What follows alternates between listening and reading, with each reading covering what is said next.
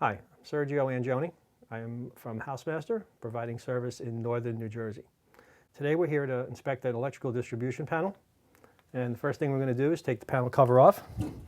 I've already pre-loosened some of these screws.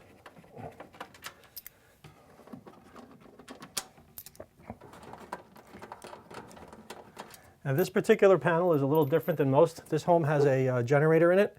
In order for this panel to be removed, the main disconnect has to be turned off. So we're going to turn the power off and remove the panel.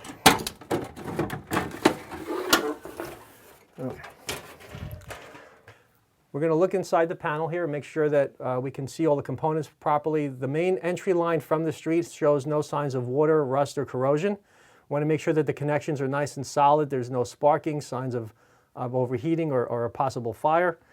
We're going to look down the breakers here and make sure that all the breakers have one wire per each breaker. If this breaker only handles one, we're going to make sure that the size of the wire matches the size of the breaker so that it can handle the load and not overheat. We're looking for rust corrosion in the bottom of the panel also, making sure that if any water came through and maybe missed the top components, landed on the bottom, we don't see telltale signs of rust in there also. We're looking for knockout covers. Anytime an electrician has to pass wires through one of these panels, they remove the knockout cover, the round circle there. If they remove that cover and then do not put a wire through there with a proper fastener, that can allow access to animals and people to put their hands in there. So we want to make sure all the knockout holes are filled and there are no openings where anything can get into the panel.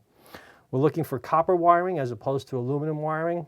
Copper wiring is preferred. Aluminum wiring would have safety concerns that we would have to also address. And making sure that all the breakers are nice and tight in the panel, none of them are loose or shifted in any way, shape, or form.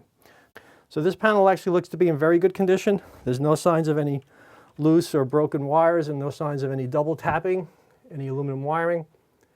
So we would give this panel a satisfactory rating, close the cover back up, and move on to our next item.